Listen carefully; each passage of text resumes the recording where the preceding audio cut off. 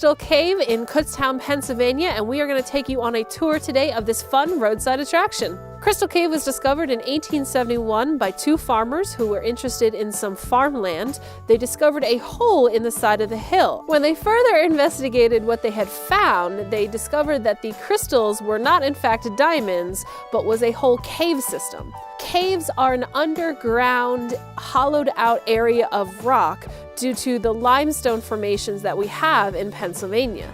Water flows constantly underground and starts to dissolve the rock, creating a hollow space that the minerals can then rebuild up in some of these formations that you're going to see with us today.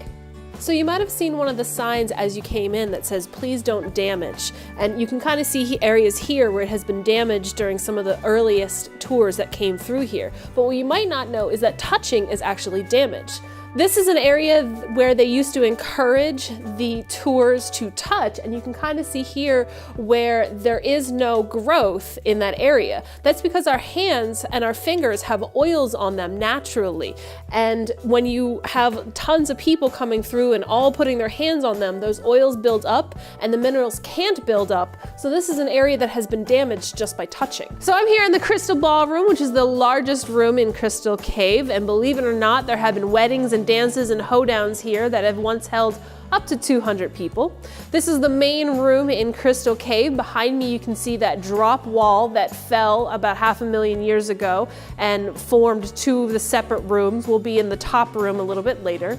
There are two types of crystals that grow in here. There are calcite crystals and aragonite crystals of the Crystal Cave name fame. As I've already shown you, the growth of all of these formations is dependent on active and flowing water.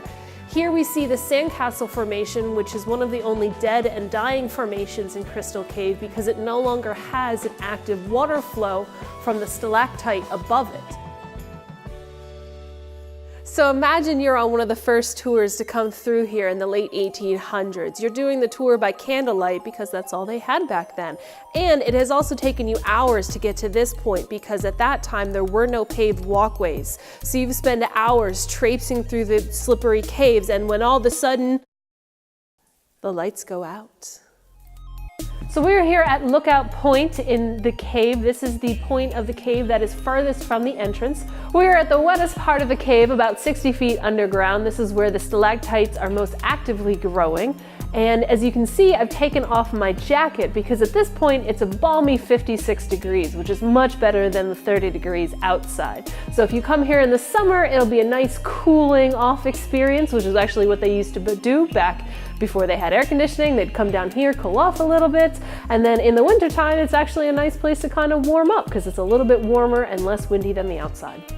This is called the Devil's Den. This is where the bats would hibernate over the winter. They would fly out of here at night to go feed on insects, and then they would fly back down here and hang out during the day. There are currently no bats here. We don't know where the colony went. There are some signs that it might come back in the future. We don't know why it left, but Crystal Cave once was home to a bat colony. So the dripping water you see here is essential to the formation of the cave. Water carries with it micro amounts of minerals that build up over time. The first thing that will form will be the stalactites that hang tight from the ceiling, and they'll drip their water down below to the stalagmites that stand mighty from the cave floor. This process takes a long time, and at this particular location, it grows at a rate of about 1 inch every 300 years. As you can see, this ice cream cone, or the spilled ice cream cone, is a lot larger than 1 inch. This formation is about 84,000 years old. If you're interested in seeing some of Earth's natural wonders, you can visit one of the 7 public cave systems in Pennsylvania, where you too can get an up-close look at the stalactites and stalagmite formations. Thank you so much for joining us today at Crystal Cave.